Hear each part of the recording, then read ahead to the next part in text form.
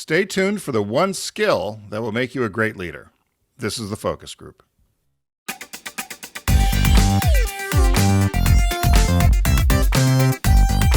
They're all business, except when they're not. It's the Focus Group with Tim Bennett and John Nash.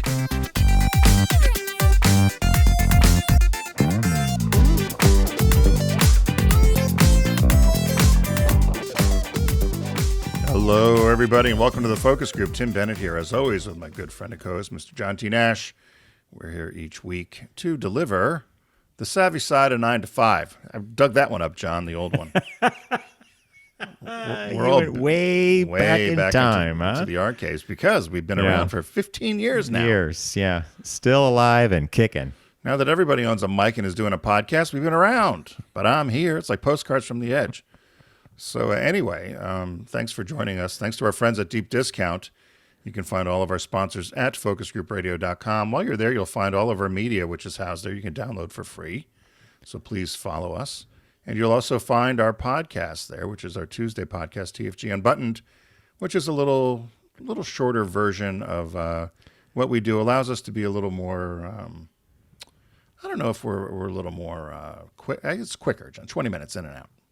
Yeah, we offer up some more opinion than we often do here, too. So, yeah. So hey, I'm smiling because you got follow as opposed to subscribe quite well. I know. Got to follow. And it's, so I was literally just listening to you say that because Bob and I usually listen to the show in the car. And on Sunday, we were listening to last week's focus group, and you were commenting on how you had been reprimanded by our producer, Matt, for asking people to subscribe, which implies it's going to cost you something. Cost you money. Yeah. Hey, I often say to people, into our listeners, I'll go on to Twitter for you. I'll go to the dumpster fire. I'll see if there's any gems worth pulling out. There usually isn't. But there is a guy named Michael Warburton. I mentioned him before. Michael who? Warburton. He is a British actor who posts a lot of great clips of famous scenes and outtakes and just fun little things about movies and stuff. Well, he posted something the other day, which I think you'll truly appreciate, and it was a throwback to the days when Johnny Carson used to do The Great Karnak. Oh, God. Remember when he would come out with the turban on? Okay, so this bit here is quite famous, and this guy put this on Twitter. He said, for the only time in the show's 30-year history, Carson told Ed McMahon there was going to be a line on the show that night which would, quote, put him away. The problem was it put the two of them away, and it's from The Great Karnak. So I'm going to play this little clip for you. It's very short, and then here we go. Yeah. Sis boom ba. Sis boom ba. Describe the sound made when a sheep explodes.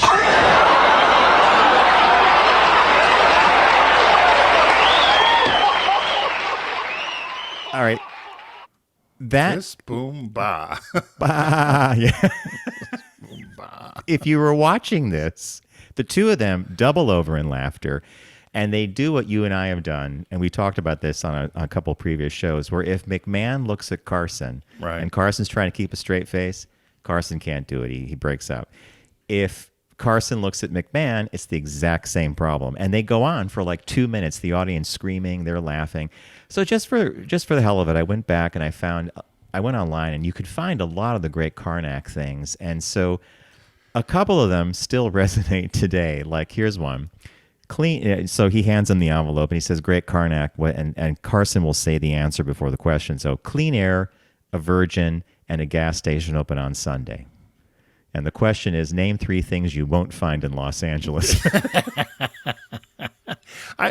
I wonder, back to the sheep one, though. Did they ever say what made them laugh so hard? Like, there must have been an inside joke about a sheep. It was just the riff on taking sis boom ba, and making that the ba part, the sheep exploding. But Carson loved the line before he went on. I guess he knew that was going to be one of the writers had done that, and he was hoping McMahon would just like lose it, but they both did. So here's another Karnak one for you. Boom. Yeah. The answer. So he holds the envelope up to his turban and he says, "An unmarried woman." And he rips it and blows into the envelope and pulls out the question. And the question is, What was Elizabeth Taylor between 3 and 5 p.m. on June 1st, 1952?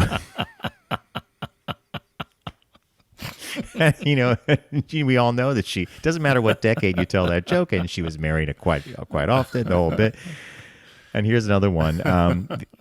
So Ed McMahon hands Carson the envelope, puts it up to the turbine. He says, "Blazing Saddles." Then he rips the end, blows into it, and he says, "What do they put on horses at the Preparation H Ranch?"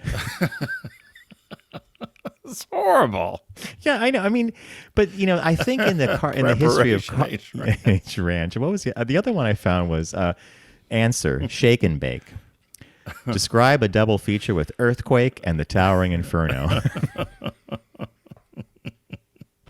So there, that's all I have to offer up. And by the way of starting off the week, or if you're finishing the week, then and you're hearing the show, then by all means enjoy. I used to love the Great Karnak, but would he be allowed to do that now? Because he came out with that big exaggerated turban with the beads. And, would he be allowed to do that now? Sure, because that was like fortune teller. That was like a magician thing, and he had a black cape on. Maybe they I don't won't think he allow was it though, John. Because you're appropriate. Isn't that what they call it? Appropriation? Cultural appropriation. Yeah. Well, what would he be appropriating? Gypsies.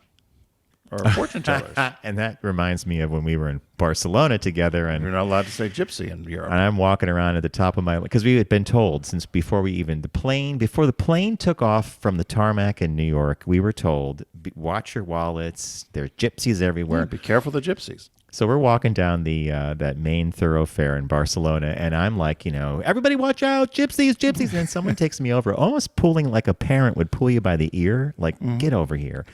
And our friend from Germany says to us, Dirk Baumgarten, I think, who used to edit the Spartacus Guide. Yeah. I don't know if he's doing that. He's doing something different now. But Dirk says in a very quiet voice, he goes, saying gypsy over here in Spain is like using the N-word in the U.S. We're like, oh, my God. All right, well, sorry, everybody. If you're not sorry, we didn't mean to. If you're not a gypsy, sorry, gypsies. Shut down the gypsy stuff real quick, right? Well, I was wondering because, Cher is still singing Gypsies, Tramps, and Thieves, and there's lots of shows with... They might not show it in Europe, though, right? Yeah, I guess not. I don't know. It's like you can't get peanut butter in Europe. Peanut butter, root beer, birch beer, none of that's allowed in Europe. Because of all the allergies? They just don't have it. They don't have the flavors. A friend of mine made a fortune selling peanut butter cookies in Spain, actually. And then she moved a factory to Latvia.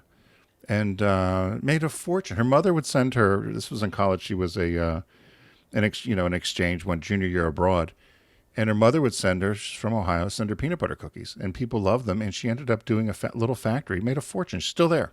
She's still in Europe selling peanut butter products. And here you and I have humble ambitions of selling ice cream sandwiches on the boardwalk in Rehoboth. Nothing. We got nothing. Not even a miniature golf course. I mean, not even that, right? We should have done this. There are a couple things that we did miss that did pass us by. We've announced them before, but maybe something else will come to us. My nose is itching. Maybe we'll get money. But the Febreze thing, the smell in the car was my idea at Subaru with the Outback. I wanted a pine-scented thing to come through because when I lived in Oregon, I used to get sprigs off the side of the road of eucalyptus and stuff it in the heater and air conditioning vents, and the whole car would smell great. That was my idea. Everybody thought I was crazy. And later on, we have trees. Cardboard trees that hang from a rear view mirror. Or no, people stuff those little Febreze liquid things little on there clip-ons, to make the car smell good. Where were we? Yeah, that was one of them. And the socks. You and I have been doing socks forever. And Bombas comes along as if it's some great idea. We had socks. We have good socks. They fit well. They're comfortable. Made in the U.S. We could have done socks. So we got to come up with something, Nash. Look, I'm working hard on that one because at this point, man, yeah. All right. Well, what caught your eye this week? What caught your eye? Here's what Tim and John found.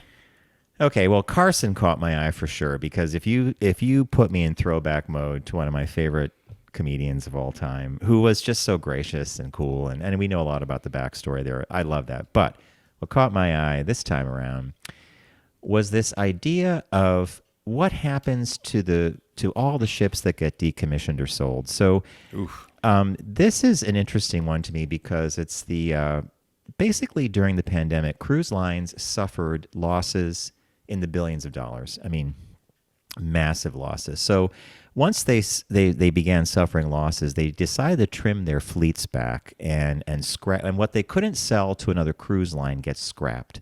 And then you say to yourself, what happens to the ship? I mean, when you scrap a ship, what happens? Well, here we go.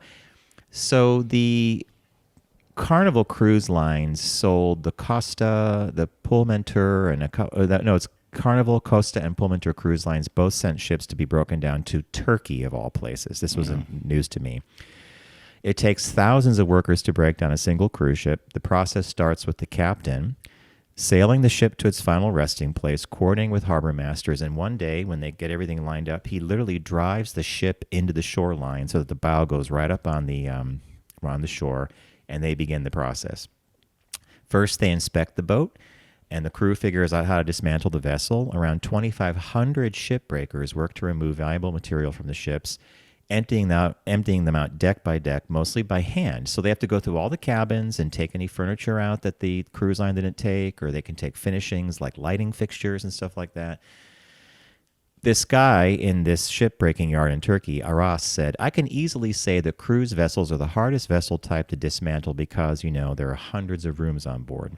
Jeez. Workers then move on to dismantling things like the pools and gyms, as well as stripping the walls, windows, and floors and handrails. It's a very dangerous job, takes quite a long time, but the interesting thing about it is millions of dollars can be made by dismantling the cruise ship because apparently once they strip out all the other stuff and they save what they can of wiring or plumbing or lighting, they go for the metal. And often one of these cruise ships can bring in $4 to $5 million in profits alone. So that's above and beyond what it costs them to strip and break down the ship in metal and getting it. And so this guy says you can make good money because there are lots of things on board for secondhand sales, and that would be lighting and stuff like that. So that's so the pictures that accompanied the piece were kind of like, wow, very dystopic, because you'd see half ships grounded, and you recognize the red funnels of the Carnival Cruise Line or something.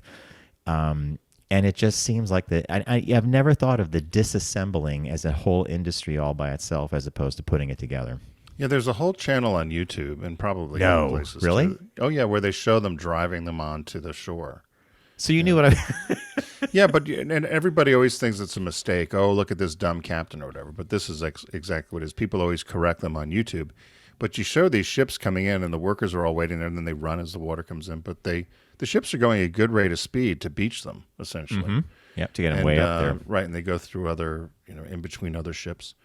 And then I guess that must be what they do is take them apart. I had no idea they disassembled them like that. I thought it was just a scrapyard.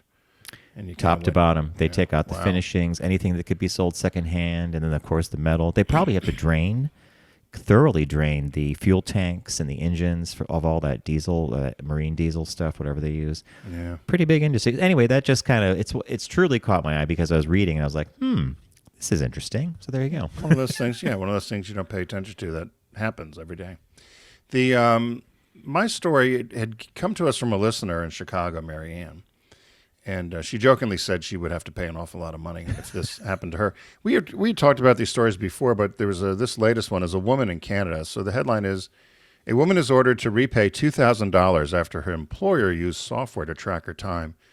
So there's a tracking software called Time Camp, and it can monitor what files you're accessing, how long you're on a particular file, if you printed out items on your company given computer at home.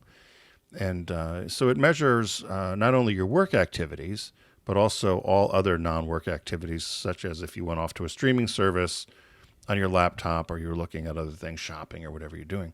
So this woman, her name is Carly Bessie. She was fired for being unproductive at her job.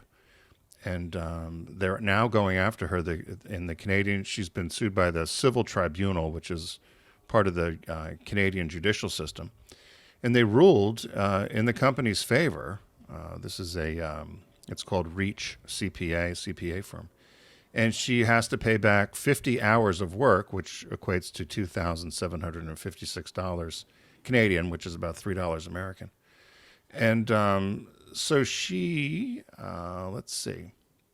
So that was the issue. She says that she spent a lot of time, though, doing non-computer work and working on documents that had already been printed in longhand and long form, so it wasn't fair.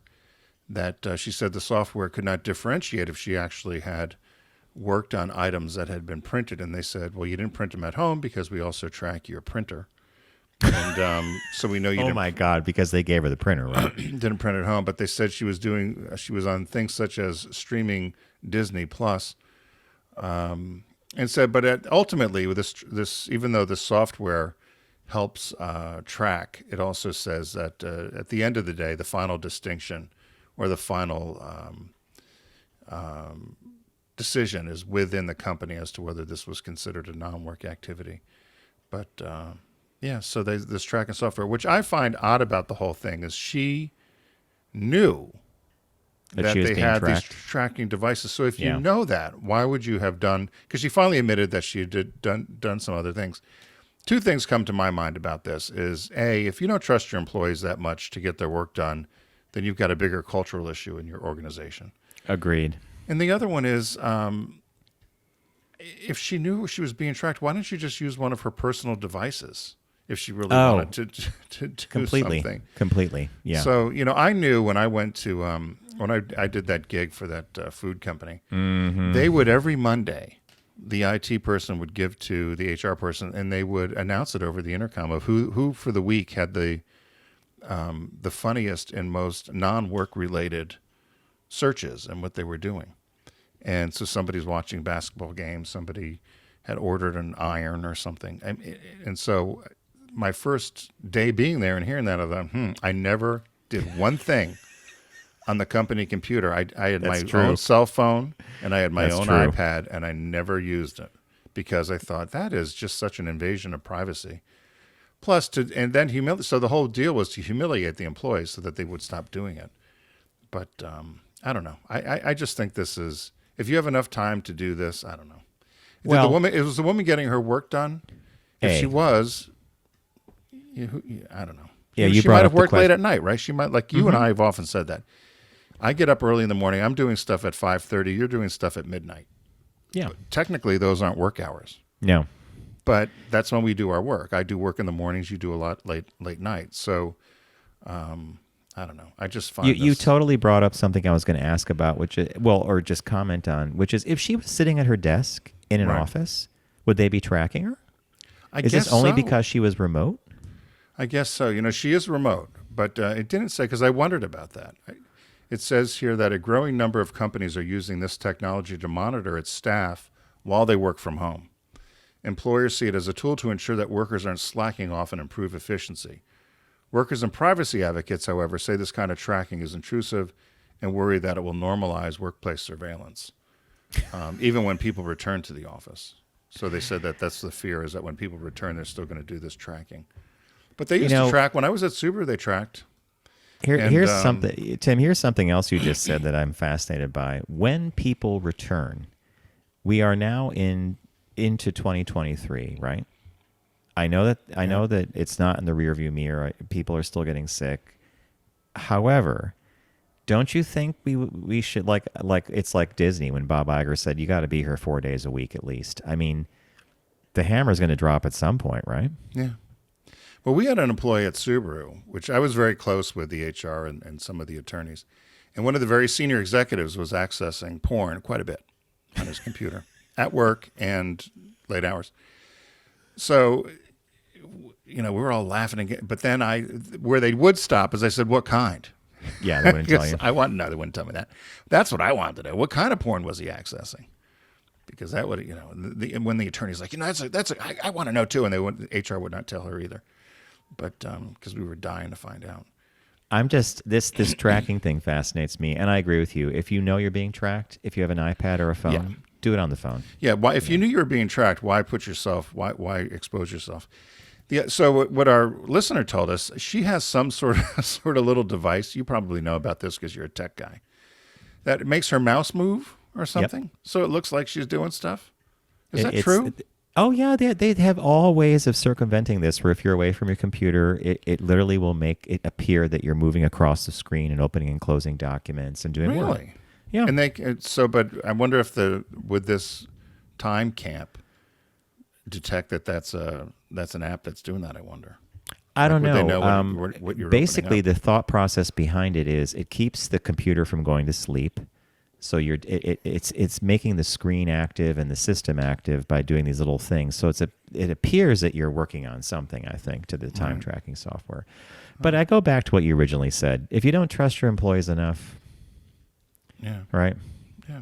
Is she getting is she doing a good job? Is she getting the work done? Then who cares if she orders a scarf? Well, what I thought was lunch. interesting was only 50 hours that they said she misrepresented, which I thought at the end of the day, I don't know if that Over was for the a whole court, year. how many did they give it? It didn't say time? over how Oh, okay. long. It didn't say over how long, but I thought again. But it didn't say whether she was not doing her work, and that's the part Yeah. that bothers me about it. Was she getting her work done? So a lot of HR people used to talk about the smoking areas that companies had when Oh people, yes, yeah. and you would get complaints about, well, my coworker goes out once an hour for 15 minutes to smoke a cigarette, and what does that mean? And there's no It means perfect over 8 thing, right? hours. They didn't work 2 hours, Yeah, exactly. Yeah. right? So They're out smoking. So. All right, folks, that's caught your eye. We're going to take a super quick break, and when we come back, we have business birthday and a shop talk for you. So stay with us, and we'll see you on the other side.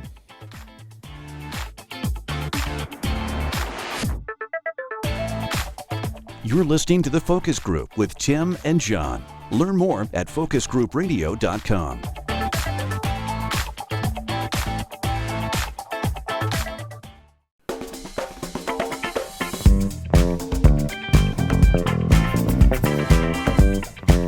Now back to The Focus Group with Tim and John. Available pretty much everywhere.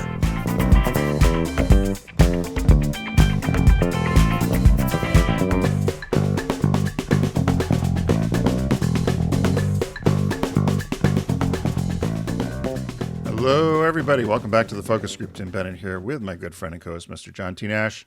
We are the Focus Group. Find all about us at focusgroupradio.com, including our podcast, which is TFG Unbuttoned. You'll also find all of our shows there for easy download. Please follow along and listen to us wherever you listen to all of your other podcasts. Put us in your loop. Is that it? Put it in your loop or your line or your queue. So one of my neighbors had talked to me the other day that she had, my neighbor Joyce across the street she'd asked me a question about something. She goes, I don't know what show it was, but you mentioned something or something. And I just, that happens to you and I a lot. I was like, you probably remember better than me. But I said, I don't know what show that was. That's the Dick Cavett problem. Yeah. Remember we interviewed Dick Cavett, and he would say that he would do a show, go home to his apartment. The doorman would say, Mr. Cavett, who would you have on the show tonight? I don't know, but I'm going to tell you who I have on tomorrow. You moved on. I don't know. Yeah, I don't totally remember. Yeah, so it's amazing. Which is, amazing because we've been doing these business birthdays for 15 years now. And we try to do one that we haven't done before, and I think we found another one. Oh, Mr. you Nash. have a good one here. So, yeah. Everyone does celebrity birthday greetings, but the Focus Group is the only show in the universe that celebrates business birthdays. So born today, February 1st in 1956, happy 67th, I believe, if I did my math right, is Joy Mangano. I think that's how you'd say that, right? Yep. And she's a famous inventor and an entrepreneur in the U.S. She's known most for the self-wringing Miracle Mop, which she invented. And I did not know her, but she's well known apparently on the Home Shopping Network and QVC. Do you know of her? I sure do. You do? And we also have one of those mops. Are you kidding me? Well, you'll have to tell me about it because I'm not familiar with it. There's a picture of it if you're watching. There's a small picture of it, but is it just one of those? Well, you explain it because it's a mop. It's a mop bucket combination, and there is a handle built in. There's a sliding portion of the handle built into the mop, and what it does is, as you push it down, it twirls the mop head and really wrings out the water quite nicely. Actually, much better than other mechanisms. But that's her claim to fame. Is it a this good mop? in the bucket? Yeah. Because there's similar, I guess, rip-offs of that which we have, Yep. but I've thrown away because they're not that good, and so I guess we need to get the Miracle Mop. But she was the president of Ingenious Designs LLC, and she appeared regularly, as I said, on the Home Shopping Network until her departure in 2018. She's currently the CEO of Clean Boss, which is a company that sells cleaning products. And there was a movie done about her I'd like to watch called Inventing Joy from her autobiography called Joy with Jennifer Lawrence, who won a Golden Globe for Best Actress. Did you watch it? Have you seen the movie? I remember when the movie came out. See, I'm laughing and doing all this because Bob worked for a company many years ago that had the license to produce Joy Mangano things. So they would rebrand like dish towels and hand towels. That's right. And, so it was the Joy Mangano line, and she used to come visit the company now and then. And I'm not sure that I don't think he was a fan, but anyway. Well, she was born in Brooklyn, grew up in Huntington, New York, which I guess is Long Island, right? Yep. And as a teenager, her first invention was she had invented a fluorescent flea collar, which the following year Hart's, the company designed and sold a similar product and design. She has a degree from Pace University in business administration. She had a number of jobs. She was a waitress. She worked at an airline as a reservations manager. She had 3 children. She was divorced, but she always had this, skill. I guess skill is the right word. I don't know, probably not. But anyway, she liked to tinker and invent things. And she has over 71 patent families, meaning that things that she was part of as patents, and her own 126 distinct patents. So she's got quite a few patents in her portfolio. She said, "I'm just like everybody else. I'm a mom. I've got children. I have a house to clean and things to organize." And so everything that she seems to invent comes around either household work or cleaning and organizing. That's correct. Yeah. Right. So she did this self-wringing mop that you mentioned. They said initially when she made it, she had built it in her father's auto body shop and only had 1,000 units. And she went on QVC. She did a kind of a barter deal with them on consignment and only sold 1,000 mops. Did not do very well. But they were selling it themselves with a different host. And they said it wasn't until she came on herself and her enthusiasm and her excitement about the product sold 18,000 mops in a half hour. So they went from 1,000 to 18,000. And she ended up selling that company that did the mop to the people who run Home Shopping Network. And they said from the year 2000 on, they sell about $10 million worth of the Miracle Mop a year. She also, Oprah Winfrey liked one of her other products called the Huggable Hangers. They were a velvet flocked hanger, no slip hanger with a thin profile. Oprah loved those, one of her favorite items. In 2010, it was the best-selling item on the Home Shopping Network with over 1 billion sold. Think about that. She was like the queen of QVC, right? Yep. She sold. Both HSN. Both places. Yeah. Forever Fragrant was another item she would sell. It was a line of like those smelly sticks and wickless candles and stuff. Scent things. She broke a record in January 31st, 2010. She sold 180,000 units in one day of this line of fragrant items. She had some Willy luggage that she did well with. Performance platform shoes. It were shoes with a rubber heel that gave you extra height, so it made women appear taller. She sold 30,000 pairs of shoes in less than 3 hours. She has Comfort and Joy textiles currently, which is some bedding. Shade readers. She said a line of reading glasses sold in sets of 3, so they're the same thing. You could just keep lying around the house. How tough is that? Not a bad idea, right? You're right. Sold 13 million pairs. So they said soon after she began appearing on QVC in '92, she started appearing on HSN, as you mentioned. And she's considered the network's most successful purveyor with annual sales of more than 150 million. She averages, whenever she comes on, about 1 million an hour when she comes on to sell something. Wow. Unbelievable. Bob should have liked her. And no, he liked her. I don't think he liked some of the representatives that would tail along or something like that. Yeah, the handlers. Yes. So they said that her success was due. The Home Shopping Network said that they felt her success was due to her ability to convey her passion and excitement and pride, and when she would describe every detail of her products to the viewers. And so she's happy birthday, Joy Mangano. She's lives currently in St. James, New York. I'm guessing, is that Westchester County? I don't know. Where would St. James be? It's a great question, actually. I don't even know where that is. I'll have to look that up. Yeah, I'd never heard of St. James. I was curious about where that was. And she also, in 2010, she was included in the list of the 10 most creative women in business. So, it's a hamlet in Suffolk County on Long Island. Oh, it's Long Island. Okay. Yeah, yeah. So she's from Long Island originally, right? Yeah, Okay, born in so Brooklyn and then Huntington. Yeah. Yeah. Okay. So- So she didn't go too far, but hey, St. James is great. And again, she took something. It was the that Jay Samet, the author we had on, who said, you look at something in your everyday life. Is it solving a problem? And if you keep thinking it's coming up and that's the problem you want to solve, that's the thing you want to create an answer for, a solution for. Well, I have an item. I'm not going to tell you on here. This is going to be good. Okay. But I know if I tell you the item, you're going to poo-poo it. But I have an item that I think could be a good kitchen gadget. So I'll have to tell you off air. Maybe we can. You have to run it by Bob.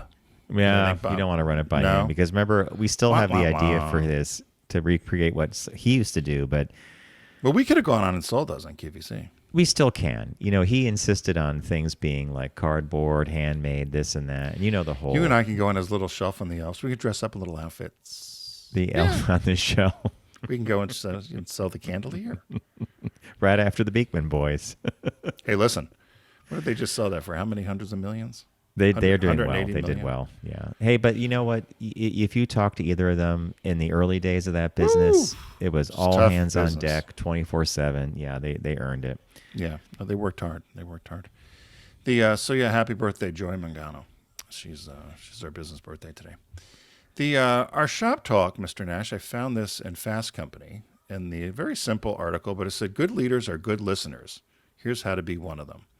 So they talked about employing these 3 skills to become a good leader that are really around listening to employees or as a leader. They said, in a nutshell, that as you rise up in the ranks in your career and you don't know a lot of times what's going on the day-to-day. So when you have other managers or people come in to talk to you about things, you really need to let them talk and listen because they know what's going on a more daily basis versus you just kind of pontificating. I laughed because these 3 things we'll go over were certainly true about the better managers or better bosses that I had. The very last one I had, he caught me calling him Einstein once because he seemed to know everything. And did you call me Einstein? I said I did. There's worse things, But something. You're right. World famous scientist who changed. Yeah. Because he had the solution and no idea about anything, but could tell you about everything. So that was and not a good leader, which is what this article is about. So what was the first thing they said to do?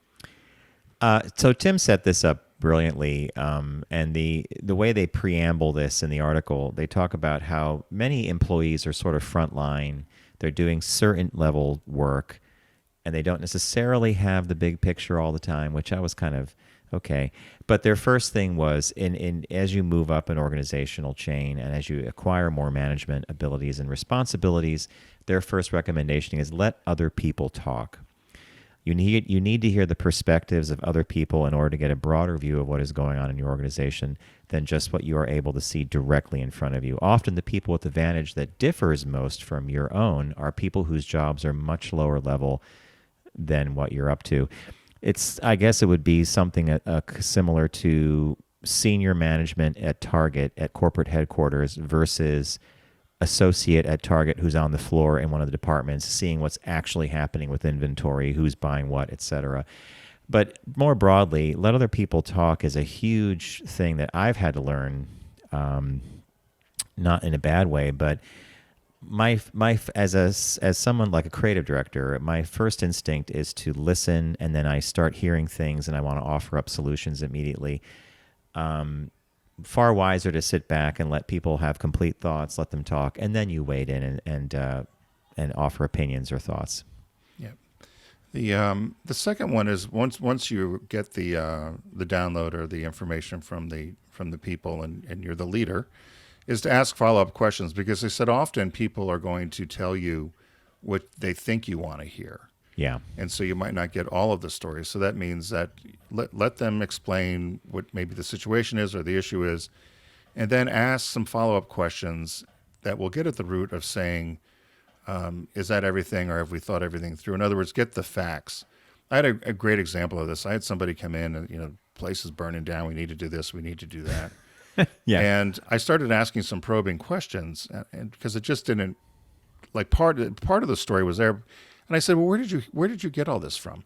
He said, well, somebody wrote a letter to the editor, and I was reading it in the letter to the editor in one of the trade publications. I said, well, that's hardly research. That's hardly factual. It's somebody's opinion.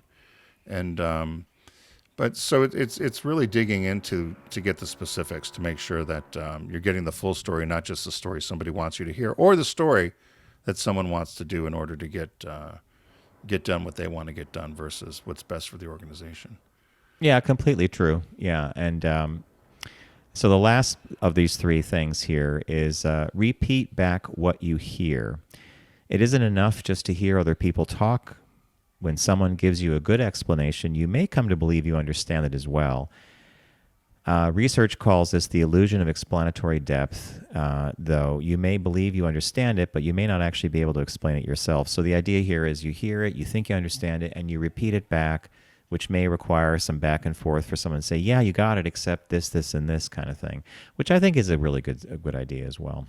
Yeah, I thought this was a good article out of Fast Company. The one thing I did say, I would have added one thing, and for me that I've noticed over the years, and that is to stay on topic. Yes. And so while the actual discussion is going on, obviously you'll have greetings and a back end of discussion or whatever. You'll talk about other things.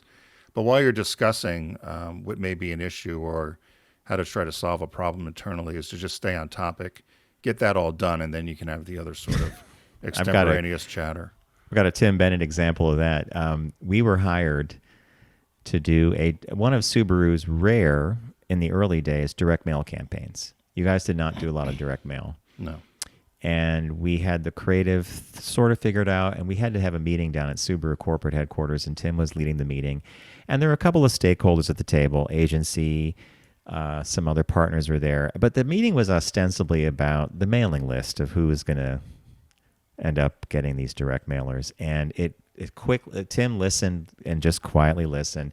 Everybody around the table, let's add this, let's add that, let's do this, let's do that. And finally, Tim holds up his hand. And what did you say about skiing, lesbian nuns? And he said, we can find a lesbian skier and a ranch. I said, we ended up paying her to buy the car. Because with one joke, he completely wiped the floor of all these sort of nonsense ideas about who to be talking to. And so that goes to your thing of keep it on topic. I mean, you listened, and then you brought it back to topic saying, we can only do this many. What are we going to do? One of the greatest lines, I had this wise ass that worked for me, and I thought it was a brilliant line.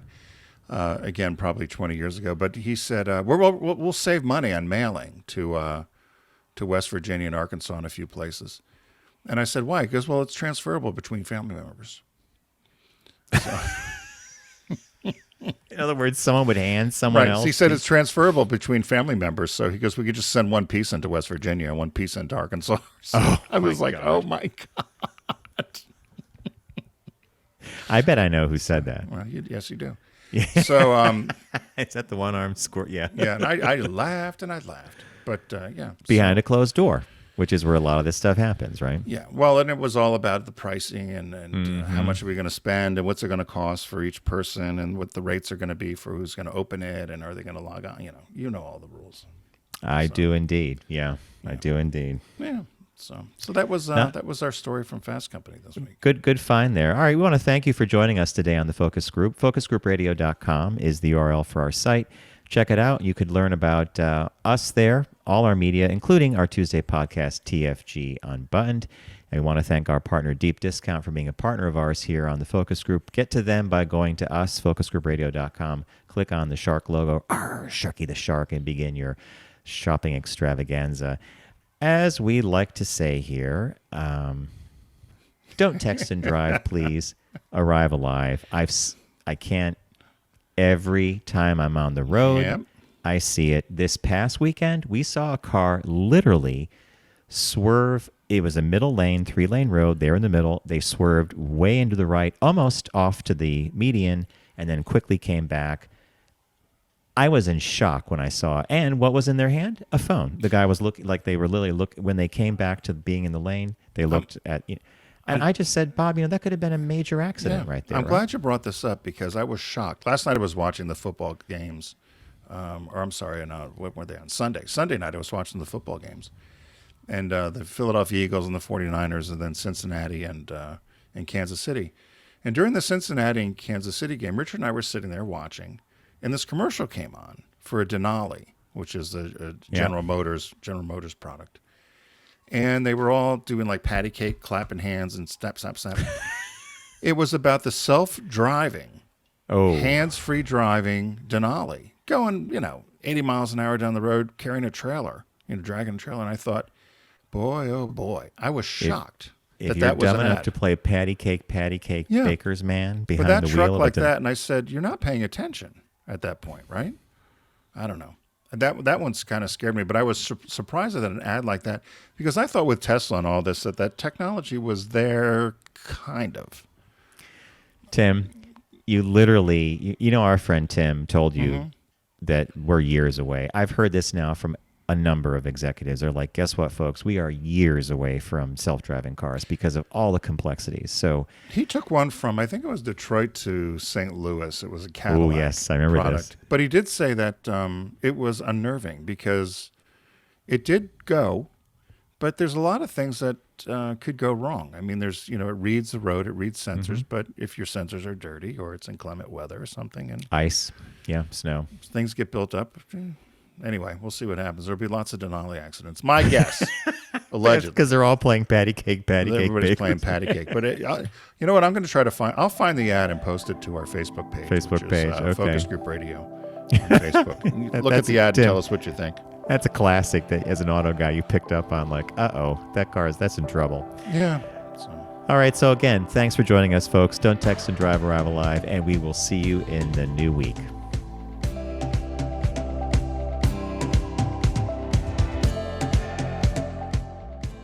It's The Focus Group with Tim Bennett and John Nash. Accessible on all platforms. Subscribe, like, and rate us on your platform of choice. Learn more at focusgroupradio.com. That was a stunning focus group.